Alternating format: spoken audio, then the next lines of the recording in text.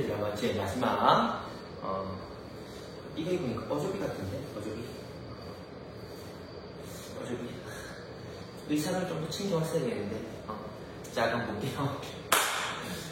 수업이 좋아야지. 의상 타령하고 미친. 자, 그럼 볼게요. 자, 그러면 이제 우리 3번까지 정묘, 병자, 호란 이후의 상황에 대해서 볼게요. 병자, 호란 이후. 그러니까 여기서 만약 병자, 호란이에요. 특히 정묘, 호란이 더 앞에 있었으니까 정확하게 거의 병자, 호란 이후 우리나라가 그 3전도의 굴욕과 군신관계에 수용한 이후에 이 동아시아 전체의 흐름에 대해서 한번 보는 겁니다. 되겠죠? 갑시다. 자, 그러면은 첫 번째 보면은 우리나라가 선생님 말했지만 그 3전도의 굴욕을 겪을 정도로 얘들아 어떠니 엄청난 개굴욕을 당했다 했잖아. 그러니까 이 인조의 아들이었던 이 둘째 아들 효종 같은 경우에는 아빠의 그 원수를 내가 갚아드리겠다 이런 식으로 해서 드디어 뭐다? 청을 여기서 말하는 북은 청나라입니다. 청을 정벌하자는 북벌론이 잠시 대두됩니다. 청을 정벌하자는 되겠죠? 북벌론. 그러니까 병자호란 이후 맞죠? 병자호란 이후에 북벌론. 왜? 얼마 전에 병자호란, 정묘호란과 병자호란이라는 엄청난 피해를 발생한 사건이 일어났으니까 이런 북벌론이 당연히 일어나겠죠. 효종 때. 되겠니? 효종 때 일어납니다. 근데 이번에 가서도 말하겠지만 이제 우리는 어쩔 수 없이 북벌론을 내부에서는 말할지언정 청나라한테 대놓으려 싸우자. 넌 이 아빠를 못 부르겠어. 이렇게는 못하잖아. 왜? 그랬다가는 또 쳐들어와서 우리나라는 엄청난 피해를 받을 거 아니야. 맞죠? 우리 병자호란만 해도 거의 뭐 너무 힘들었단 말이야. 그러니까 이 내부적으로만 우리끼리 말해. 우리끼리 야 정말 복사 이런 식으로 알겠죠? 내부적으로. 그의 반면에 외부적으로는 뭐니 군신관계를 체결했기 때문에 군신관계를 체결했단 말은 아빠를 섬기는 거죠. 청나라를. 그러니까 우리나라보다 청나라한테 사신 인사하러 안부 인사하러 정기적으로 가야 됐습니다. 이걸 동아시아에서는 조공책봉관계라고 부르지. 그러니까 아빠라 불렀기 때문에 선물 사들고 우리 추석이잖아. 추석 이럴 때 뭐니 할머니 할아버지 집에 뭐니 인사하러 가야 되는 거야. 똑같아요. 갈 때 그냥 가니 선물 같은 거 특산물 들고 가야 되잖아. 그리고 우리 똑같다는 말이야. 이 청나라한테 군신관계를 체결했기 때문에 친선관계죠. 그러니까 뭐다 내부적으로는 마음속으로는 저 청나라 꼬랑치 언젠가는 복수하겠어 이런 식으로 하고 있었지만 우리나라보다 이 청나라한테 연행사라 해가지고 청나라한테 사신을 파견했었어야 돼요. 사신을 무조건 가서 아바마마 이렇게 불렀어야 된단 말이야. 되니? 자, 그러면서 이 연행사로 사신으로 청나라에 파견된 애들 중에서 이제 새로운 시각이 생기는 겁니다. 왜? 우리가 생각할 때 이 청나라는 저 위에 유목민족이 생각해가지고 덜 떨어지고 짐승, 오랑캐 싸움만 잘하지 저 문화적으로 열등하고 못 배운 놈들 이렇게 생각했단 말이야. 근데 가보니까 실제로 연행사로 청나라를 여행하고 온 대표적인 게 그게 박지원이야. 얘들 박지원 갔다 오니까 아니던 거지. 자기가 생각할 때 여진족은 분명히 오랑캐고 못 배우고 무식하고 글자도 모르고 냄새나고 이런 존재인 줄 알았는데 가보니까 어때? 우리 조선보다 훨씬 더 발전되고 훨씬 더 잘 살고 새로운 문물들이 넘쳐나고 너무나도 발전된 국가였던 거야. 그래서 이 연행사들 거의 실학자들인데 얘들 중심으로 해서 일부지만 이제 시간이 흐름에 따라서마다 청을 정벌할 존재가 아니고 조선 내부에서 청을 먼저 뭐 해야 된다? 배워야 된다는 인식이 싹 트게 되는 거야. 그게 북학론입니다. 북학론. 그러니까 이때는 북벌론이 조선 내부 안에서 대세였어요. 조정 때. 근데 점차 시간이 지나서 정조 때 되면 그러니까 시간이 훨씬 더 뒤죠. 훨씬 더 뒤에 정조 때 되면 이제 청나라 유학 갔다 온 애들이 많아질 거 아니야. 그러니까 갔다 오니까 아니더라. 우리가 생각할 때 이 청나라가 오랑캐가 아니더라. 이런 인식이 생겨나게 되고 청을 배우자는 북한론도 나타나게 되는 겁니다. 되겠죠? 요거를 좀 더 디테일하게 점수하면 이게 완전히 이걸로 180도 바뀌는 게 아니야. 참고로 말하면 우리는 조선은 무조건 기본적으로 뭐다? 북벌, 청나라를 오랑캐라해서 무시했어. 대인이 기본적으로는 이게 심화해서 말해주면 이게 무조건 대세입니다. 대세지만 옛날에는 이게 100이었으면 100% 이렇게 생각했다면 점차 뭔지 알겠니? 옛날에는 우리나라 조선 내부에서는 무조건 북벌, 오랑캐, 모란이자 이런 내부 인식이 있었다면 점차 일부지만 뭐 연행사나 이런 식으로 갔다 온 애들 중심으로 는다? 야, 아니더라. 뭐다? 청을 배워야 된다는 북한론도 이제 점차 생겨난다 이겁니다. 예den이 되겠죠? 일부지만 일부 그 지배층들 사이에서는 이런 생각도 이제 들게 된단 말이야. 병자호란 이후에. 왜? 갔다 오니까 청나라가 그런 나라가 아니었던 거를 이제 알게 되잖아. 그 대표적인 사람이 누구? 소현세자 있잖아. 소현세자. 기억나? 응? 소현세자. 자, 그래서 여기까지 하겠고. 자, 두 번째. 자, 통신사와 연행사가 파견된다는 거. 이 정확하게 말하면 이 통신사는 어느 나라에 보낸가면 일본이 임진왜란 이후에 무슨 막부? 이 에도 막부 기억나니? 일본 에도 막부에 파견한 신하를 통신사라 부르고요. 청나라에 파견한 신하를 연행사라 부릅니다. 요거 구별해야 돼. 우리가 임진왜란 터지고 나서 통신사는 임진왜란 이후입니다. 되겠죠? 통신사는 임진왜란 이후야. 딴 거는 병자호란 이후라 보면 되지만, 되겠니? 딴 거는 병자호란 이후지만, 통신사는 임진왜란 이후에 더 앞이야, 얘는. 왜? 임진왜란 끝나고 나서, 일본이 정부가 완전히 바뀌죠. 도요토미 히데요시랑 거의 180도 다른 적대적인 관계가 있었던 게 도쿠가와 이에야스였거든. 그러니까 얘가 뭐라는 거야? 저는 조선을 사랑한다 대신에 아이시대루 저는 임진왜란 터졌을 때 저는 참전도 안 했습니다 대신에 저는 조선을 사랑합니다. 실제로 그래서 우리 잘못했습니다. 그러니까 뭐다? 그 조선의 우수한 문물들 배우고 싶습니다. 이런 식으로 항상 그 러브콜을 보냈단 말이에요. 그러니까 완전히 우리는 원래대로 하면 이 일본과 국교가 단절됐어. 앞에 잠시 설명했지만 삼포 있죠. 세계 항구도 완전히 닫아버리고 너네랑은 절대로 너네랑은 이제 외교 따위가 없어 했는데 일본이 계속 이렇게 거듭된 사과와 요청을 하니까 그게 기유약조라는 사건이거든. 그게 기유년 1609년인데 1609년에 다시 일본이랑 계약서를 씁니다. 다시 국교를 조금씩 열겠다. 근데 말하는 거죠. 야, 너네 그래도 나 못 믿겠으니까 예전처럼 세 개를 열어줄 수는 없어. 이제는 한 개만 열어주겠다. 거기가 부산의 지금의 초량입니다. 초량 여러분 부산이니까 있잖아. 부산 초량만 한 군데만 열어줘. 임진왜란 이후에는 그게 기유약조 사건이고 그래서 애동 막부 요청으로 부산 한 군데만 열어주고 그 대신에 조선에 그 우수한 문물을 배우고 싶다고 해서 우리의 신하들을 정기적으로 파견한다. 일본으로 보내준 거지. 그러니까 쉽게 말하면 최초의 한류가 통신사입니다. 그 인기는 거의 BTS를 능가할 정도였다고 하니까 어마무시한 겁니다, 사실은. 그래서 통신사는 애도 막부로 보냈고 병자호란 이후에 청나라를 우리는 아빠라 불러였어야 되기 때문에 청나라로 파견한 사신을 연행사라고 부르는 겁니다. 되겠죠? 연행사. 그래서 이 호란 이후, 외란과 호란 이후에는 첫 번째 처음에 청을 정벌하자는 북벌로. 나중에는 시간이 지나면서 북한론도 생겨나는 겁니다. 오랑캐라고 무시할 것만 아니고 배울 건 배워야 된다. 북한론. 두 번째 그리고 나서 동아시아 관계에서 일본으로는 통신사, 청나라로는 연행사를 파견하게 되는 거죠. 세 번째, 이렇게 되니까 봐봐. 우리나라가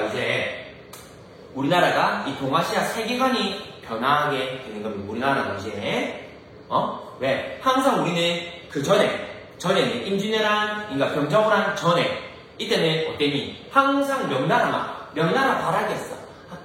아빠 말씀 잘했던 거야. 아빠, 명나라 아빠가 최고야. 명나라 아빠! 이런 식으로 명나라 아빠만 속였다면 이제 느끼는 거야.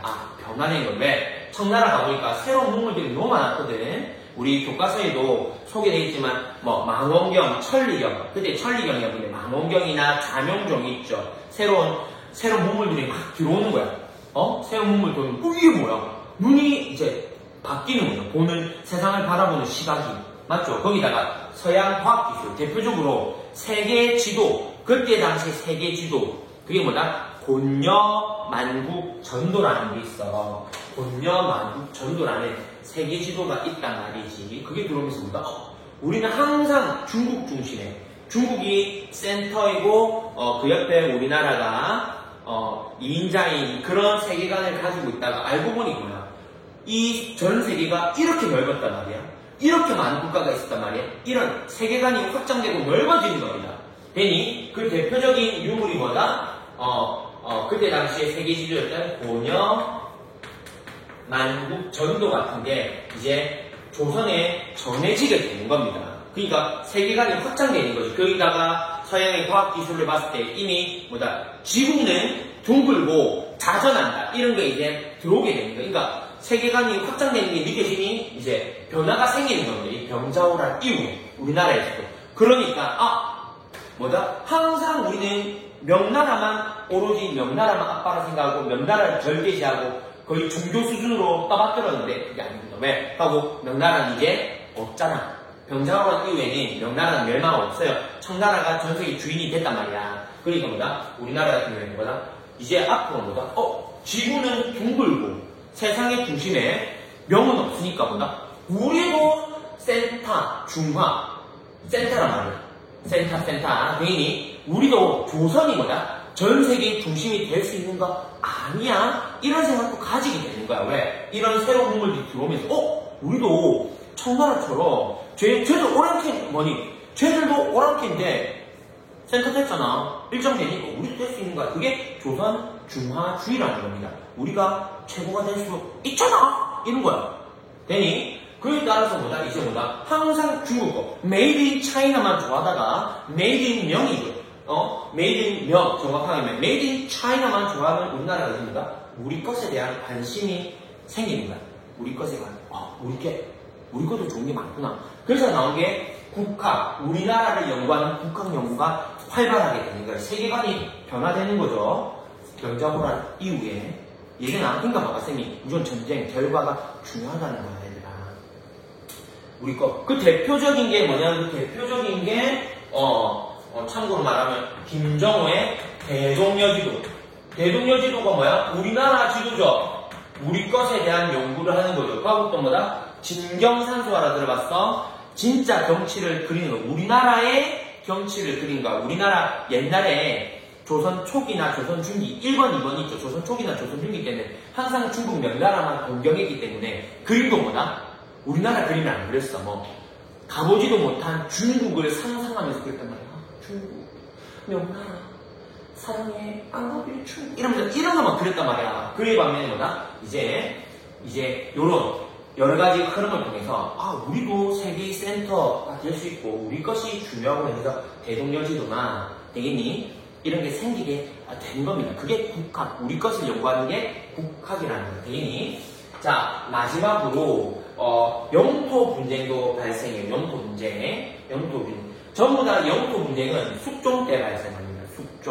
숙종하면 일당 전제와 분당 정치가 변질되는 그 황국이 발생한 이 숙종 때죠. 숙종 때 내부적으로는 숙종 때는 한국 일당 전제화로 분당 정치가 변질되는 그 시점인데 외부적으로는 국경 문제가 두 군데 발생합니다. 국경 문제. 그래서 백두산 정계리는 어느 나라랑 관련돼 있으면 이거는 청나라랑 관련된 영토 분쟁이고요. 독도는 당연히 미국이 일본이죠. 이때 당시에 에도 막부랑 관련된 게 이 독도 문제라고 볼 수 있습니다. 자, 그러면은 요 옆에 선생님이 빨리 요까지 마무리할게요.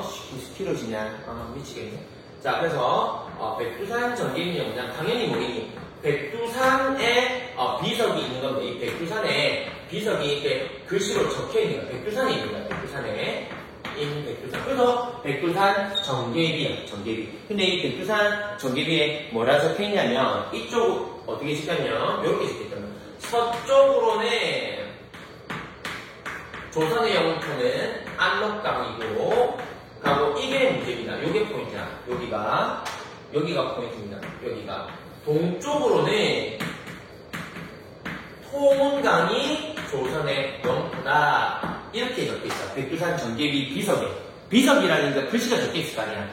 왜냐면, 이때 당시에 이제,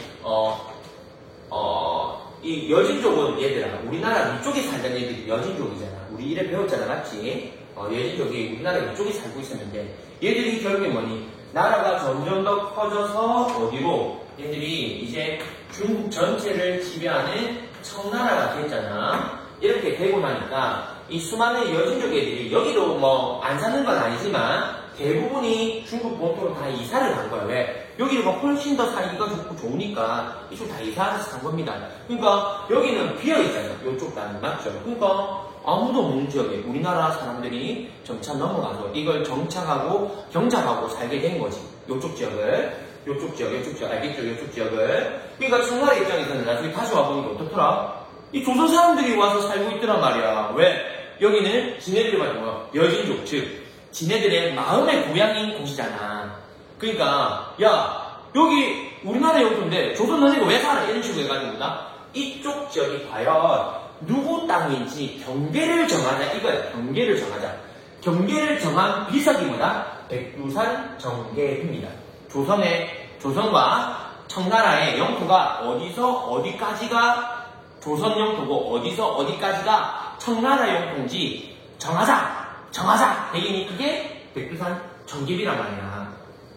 근데 이 서쪽으로 압록강이니까 쌤이 요거를 갖다가 잘 봐 하면은 압록강이 여기잖아요. 압록강 쌤이 말했죠. 여기가 뭐냐? 여기가 압록강이고 기억나니? 요 뒤에 있는 백두산 뒤에 있는 게 뭐야? 여기가 두만강이라 했죠. 두만강. 쌤 한번 통운강은 뭔가요? 통운강은 요쪽에 있더라. 이렇게 보면 요쪽에 이 강이 하나 더 있어요. 이 강이 통운강이에요. 통운강. 여기. 즉 백두산을 기준으로 있잖아. 강이 3개가 있는 거야. 3갈래로. 되니? 그럼 봐봐. 이렇게 됐을 때 우리가 해석하면 조선의 영토는 서쪽으로는 압록강에서 동쪽으로 통운강이다. 즉 뭐다? 요쪽 지역 있죠. 자 여기 핵심이다. 요쪽에 쌤이 색칠한 요 강, 요 지역이 있죠. 요 지역은 누구 땅이다? 조선의 영토로 본 거 우리는. 즉 뭐다? 여기까지는 여기부터는 청나라 영토, 여기부터는 요렇게는 뭔지 알겠지? 여기는 이렇게 청나라 영토고 여기 보시죠. 이렇게는 청나라 영토고 이렇게는 청나라 영토고 요쪽 초록색이랑 요 밑에는 조선의 영토라고 우리는 판단한 거예요. 왜? 그리 적혀있잖아. 서쪽으로는 압록강이고 동쪽으로는 통운강이다 이렇게 적혀있으니까. 근데 이 나중에 이 중국 애들이 말하는 거 그거는 너네 발음이 그런 거고 토문은 우리 중국식 발음으로 하면 뭐다? 그 토문은 이 토문을 말하는 게 아니고 뭐다? 중국식 발음으로 하면 두만강을 의미한다 해. 즉 뭐다? 조선의 너네 영토는 뭐다? 요 초록색을 제외한 요 남쪽이다, 아래쪽이다 이렇게 본 거야. 이게 백두산 정계비 해석 문제가 발생한 부분입니다. 이거는 나중에 일제강점기 되면 일본이 요 지역을 갖다가 어려운 말로 간도라는 지역이야. 간도를 일본이 우리나라 일제강점기니까 우리나라 주권이 없잖아. 일본이 중국한테 팔아넘깁니다. 지금 마음대로. 그래서 이제 없어지게 되는 부분이야. 일본 나쁜 시작이 되니 이때 당시에는 뭐다? 그래서 요쪽 지역 초록색 지역을 갖다가 어려운 말로 요 지역 초록색 지역을 간도라고. 왜? 이 간도라는 뜻입니다. 사이간자예요. 강과 강 사이에 마치 강과 강으로 보니까 이쪽이 많이 마치 섬으로 되어 있는 것 같죠? 맞잖아. 강이 흐르고 이쪽에도 강, 여기도 강이잖아. 여기 압록강, 여기 통문강, 여기 두만강 이래 있잖아. 맞지? 백두산 기점으로. 그러니까 쌤이 그렸던 요 초록색 지역이 요쪽 지역이 뭐니? 마치 강과 강 사이간자. 사이에 있는 마치 성 같은 곳이라 해서 여기가 간도야, 간도. 여기를 간도라고 해요, 간도 지역을 우리는 우리나라 영토로 봤단 말이야. 괜히 숙종때까지를 하면 안 되지. 우리 조선 후기까지. 근데 일제강점기 때 이놈의 새끼들, 나쁜 일본 새끼들이 일제강점기 때 청나라 중국한테 팔아넘깁니다. 그냥 지네 땅이 아니니까 맞바꿔요. 나중에 그건 배우게 될 거야. 그래서 영토 분쟁이 숙종 때 백두산 전쟁이 문제가 있다. 서쪽으로 압록강, 동쪽으로 이 폼강 문제로. 자, 두 번째 독도.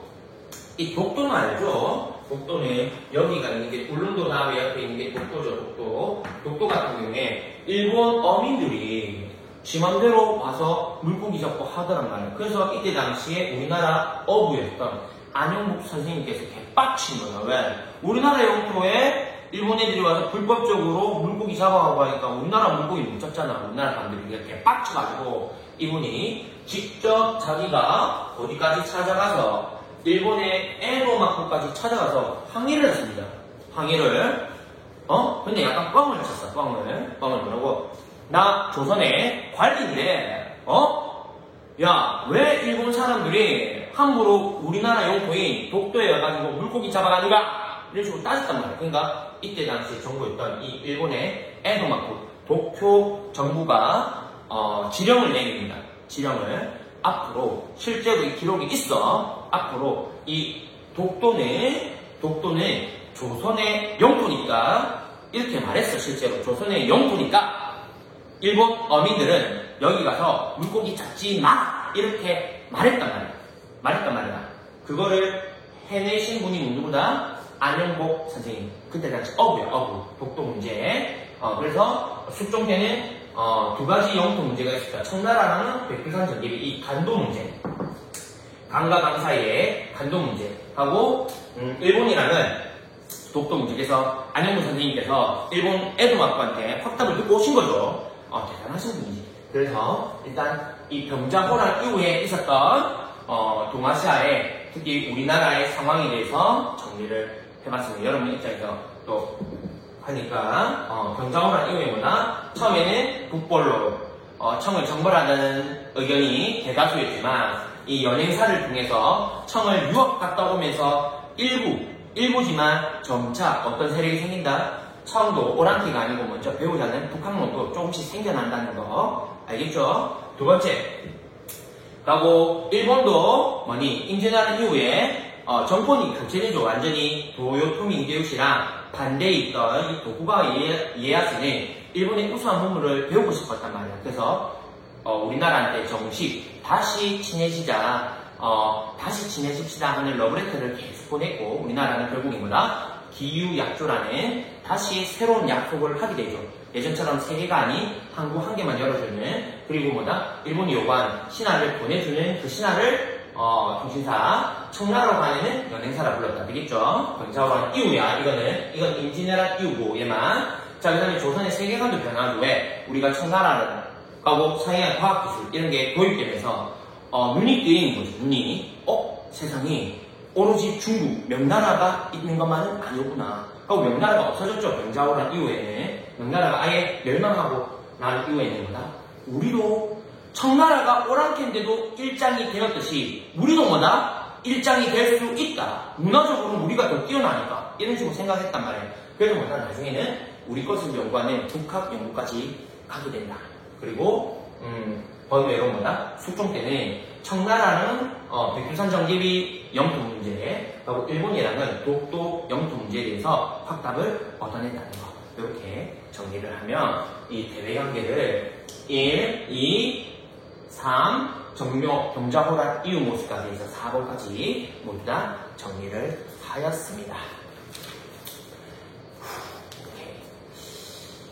자, 이제는 뭐다? 이제 국내, 국외 다 끝냈기 때문에 이제 뭐다? 사회하고 경제 이렇게 최대한 간결하게 여러분들한테 정리해서 들려드리도록 하겠습니다. 부족하지만 같이 이 영상을 시청해 주셔서 정말 감사드립니다. 여러분 수고 많으셨습니다. 많으셨습니다.